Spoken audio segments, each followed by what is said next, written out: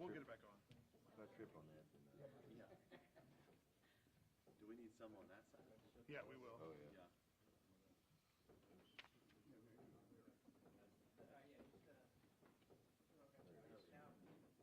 on. It's on. Okay. Why are you breaking stuff now? You have one job. I think a big lot would have this wired. You know what's going to happen when somebody steps on that thing's going to go off. So if everybody just comes on it. Is Matt coming? Huh? Latham? No. We had stuff going on. Yeah, some people need to come over here. I'll So stand over here. if we just come, the three of us come this way, then we don't have to worry about the board. I like it. So we'll do that. Cameron, then you, and then you'll be over here. Okay. Perfect. So Matt and no one else. Yeah, Matt. Okay. Okay. I guess Isaac?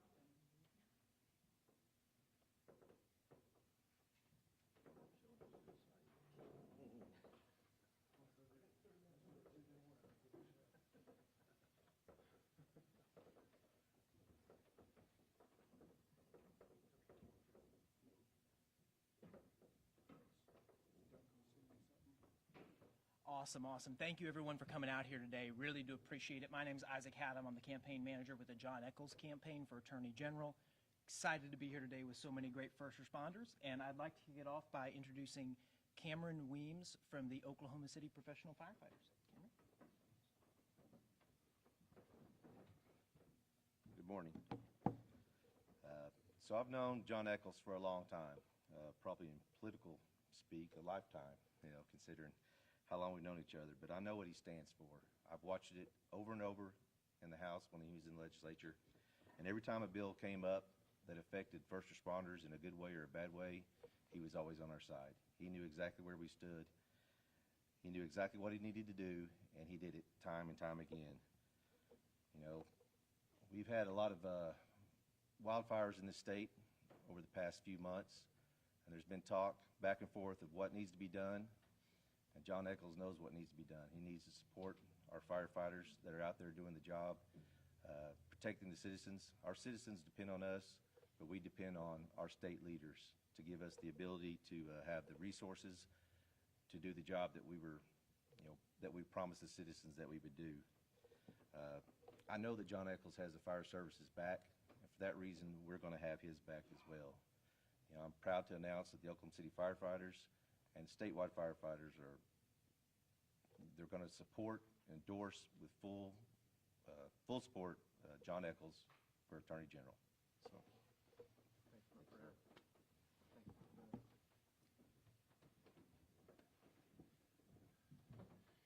Thank you, Cameron, for that wonderful introduction. I appreciate it very much.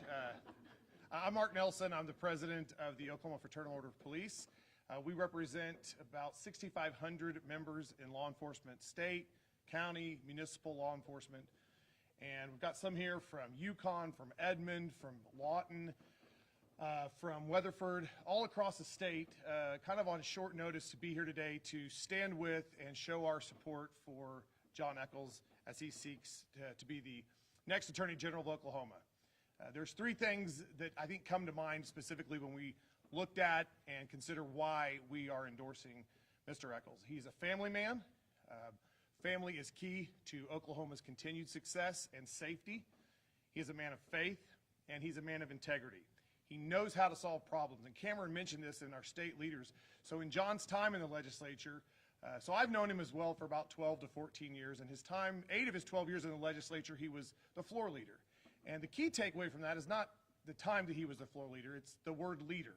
And Oklahomans absolutely need and deserve an attorney general who is a leader, somebody who can solve problems. Oklahomans want and stand for public safety, the experience in fighting the battles that need to be fought, illegal immigration, and the problem that it is not just in our country, but even here in Oklahoma. Drug trafficking and fentanyl, the scourges that they are on society. And I think one that hits close to home for a lot of law enforcement is human trafficking. It's a $150 billion industry worldwide. So drugs are horrible and they ruin people's lives, and we do what we can to try to help people, to protect the public. But when it comes to human trafficking, we have to do everything we can, and we need a leader and an attorney general who will help law enforcement do their job and protect their communities. And so with all of those things considered and with all of the leadership that he's shown, the Oklahoma Fraternal Order of Police, Jon, is more than proud to announce that we endorse you 100% as you seek to be the next Attorney General of Oklahoma. Thank you, my friend. Thank you very much. Thank you very much. It is an absolute honor to stand up here today with the men and women that stand for you, the Oklahoma citizens. To stand here with these first responders who have formally endorsed my campaign for Attorney General, I am humbled for what they've done.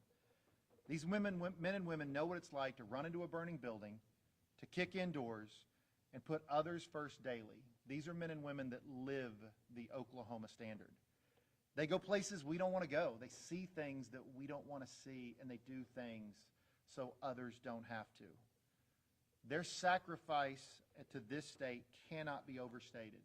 That's why I am proud and truly grateful to have earned the endorsement of the Oklahoma State Fraternal Order of Police, the Professional Firefighters of Oklahoma, and the Oklahoma City Professional Firefighters Association, as you see, all of whom are here today. These men and women represent the entire state of Oklahoma. We have the fires that have absolutely ravaged this state, and we represent both the largest fire organization and the statewide fire organization. We have Fraternal Order of Police. We have police members from all across the state of Oklahoma, and they've done this to stand up for what they believe is the right move for Attorney General.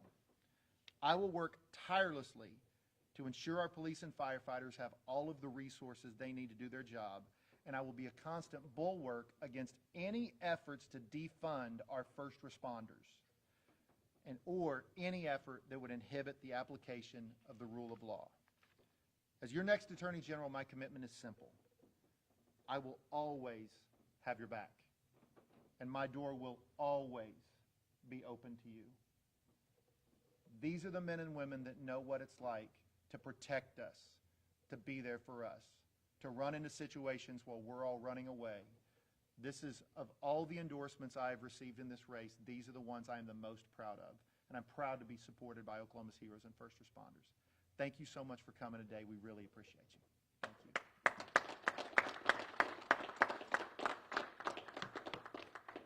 And John will be mingling for a few minutes if you guys want to come to the side, take any questions, or chat with him. So, thank you for coming, guys. Thank you. Thank you, guys. Love you, brother. Thank you. Thank you, brother. Thank you. Hey, thank you. Oh, yeah. Thank you for everything. Thank you. I love you.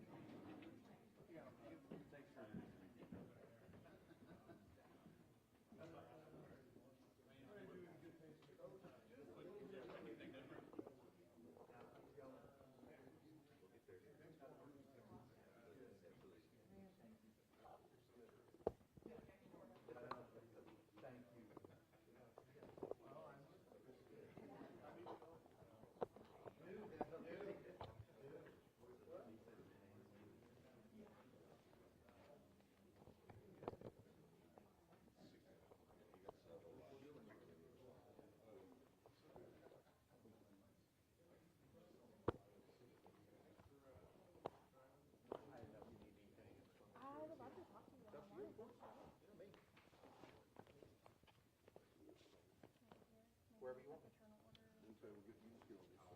Yeah, you just tell me where to go.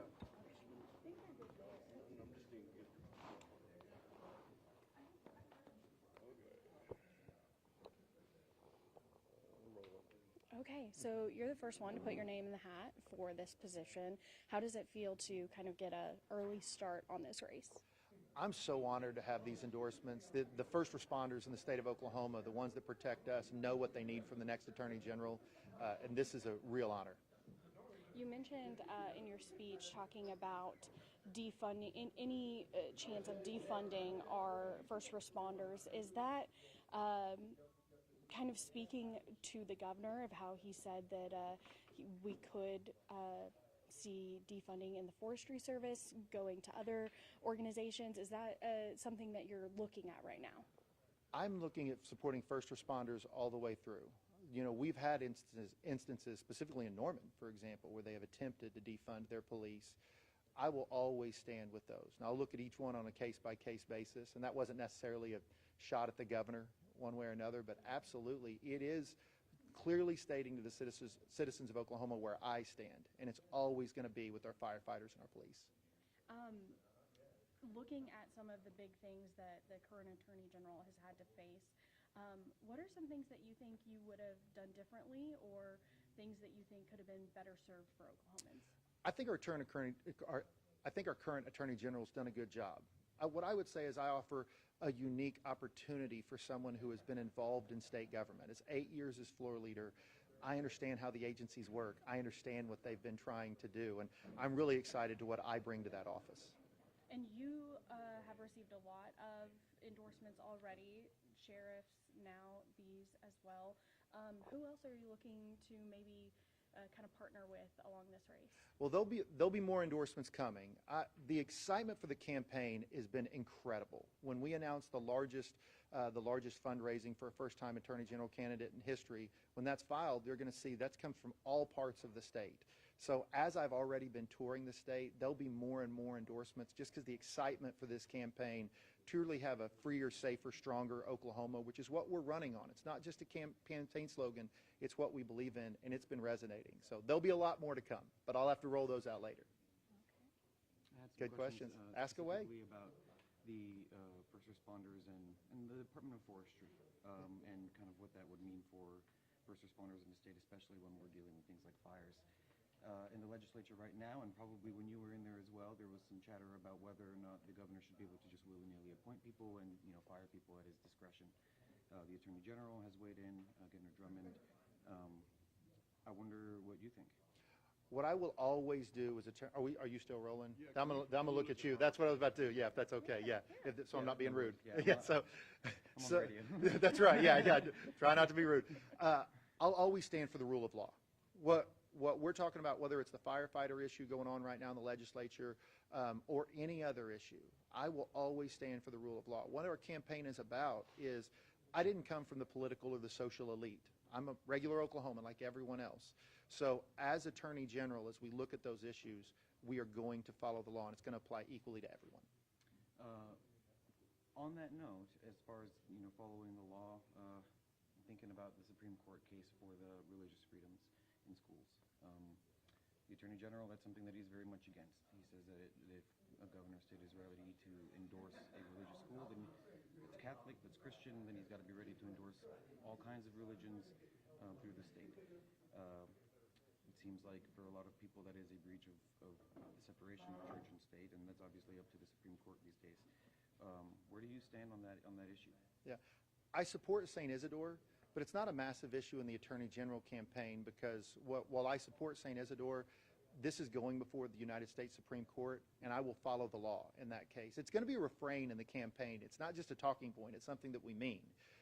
That issue is going to be decided before the United States Supreme Court. While I support St. Isidore, I was a legislator. I was the floor leader for 8 years. Sorry, try not to. I was the legislator. I was the floor leader for 8 years. I had the ability to make policy. Now the job of Attorney General is to enforce the law. And whatever happens in St. Isidore, that's what I'm going to enforce. Is there, I guess folks, listeners, readers would assume that your politics in the legislature would carry over to the Attorney General's office. Can you tell me a little bit about how you think of that funding and to religious schools, and kind of where you make distinctions or not, depending on what you're funding and what the state is funding and what it isn't? Yeah, so I want to be clear. I support St. Isidore. So that was in the answer. Yeah, so I support St. Isidore, and I agree. Who I was in the legislature, a deal maker, somebody who takes on hard issues and continues to do those things will absolutely carry over to what type of Attorney General I will be. But it's a different role in Attorney General. It's not a policy-making role. Yes, I'm a very conservative member, and I will have that conservative bent as Attorney General. But you're taking on a job where your really job is three things. Your job is, number one, to support law enforcement, Chief Law Enforcement Officer for the state. Number two is civil enforcement, making sure you're protecting taxpayer dollars through things like what I did in Loft in the legislature, or what they're doing in civil enforcement of, say, Medicaid fraud. And the third one is making sure state agencies, and this is where the St. Isidore case would come in, are following the law, that you are also the lawyer for the vast majority of state agencies. So what we'll do is, Oklahoma has a series of statutes that they've passed regarding this. We'll look at what the United States Supreme Court says, and we'll make sure. I have no fear that they're going to allow sectarian teaching as a result of this. But if the court says, which I think it's likely to, that you can't discriminate on the basis of religion, that's the law that we're going to follow. But I am not going to take my politics and Attorney General on that issue, as Attorney General on this issue. It truly is. Citizens can feel comfortable, because this will be a refrain I'll be saying for 16 months. The refrain is rich, poor, elite, non-elite. Whether you're like me, that grew up with first-generation parents to ever go to college. My wife is the first one in her family ever to get a college degree from a South Oklahoma City kid, or whether you are the most powerful elite in Oklahoma, social or political. As Attorney General, I'm going to follow the law. That's why we're here with law enforcement, following me. I'm good to go. Yeah, good questions. I did have one last question Ask for away. you. There was some controversy in the way that the current AG handled a situation involving law enforcement, an Oklahoma City police officer, where an elderly man was hurt in that kind of situation with police. Originally, there were charges filed and then those were dropped by the AG. Do you support how he handled that situation, or how would you have handled that? Yeah, I can't second guess what the AG did in that situation, because both he and DA Behan has seen evidence I haven't seen, has looked at things I haven't looked at. And also be clear, depending upon how that's done, that may land on my desk when we're done. So here's what I can say on that. As a rule, just like this AG, it's very rare that he steps in and overdoes what a DA does. Same philosophy I'm going to have. I'm going to back up my district attorneys. As to what I would do in that case, I will tell you, as part of the endorsement for Fraternal Order of Police, they didn't even talk to me about that case. That wasn't an issue that had come up, and I didn't see what they've seen. So obviously, that gentleman should not be a police officer anymore, but he's not. So at the end, he is no longer a police. So to be direct in that gentleman should not be a police officer. He is no longer a police officer. But as far as what the Attorney General does, I can't second guess that, because I didn't see the same evidence that both he and DA Behan saw. I have one last question related Ask away. to the indigenous nations in Yeah. Oklahoma. There's a lot of lawsuits having to do with compacts and gambling and the like. And the fact of the matter is, it's about money and where it ends up at the end of the day, whether it's with the state or with the tribes, and what that split looks like. What do you anticipate your relationship being with the tribes? What is it now, and what has it been through the legislature, and how do you plan to evolve that? Pushing back a shade, it's about money, but it's also about sovereignty and the interplay between two nations. So I have a great relationship with our sovereign nations, our tribal partners inside the state of Oklahoma. Sorry. As Attorney General, I'm running to represent all 4.1 million Oklahomans, and we are partners in that. We want everyone to succeed. I think everyone agrees the current state of the law that we have is unsustainable. We have to do something to make it better. Where there is disagreement right now is, how do we get there? I will not sacrifice Oklahoma sovereignty, but I will also understand we have to partner with our tribal nations and partners to make sure we get agreements that benefit all 4 million Oklahomans. They are an incredible benefit to the state of Oklahoma. I've had a great relationship with our tribal partners, and I will continue to have a great relationship with our tribal partners. Thank you so much. That's a good question. Thank you so much. Thank Yeah. you. Appreciate Have you. a good one.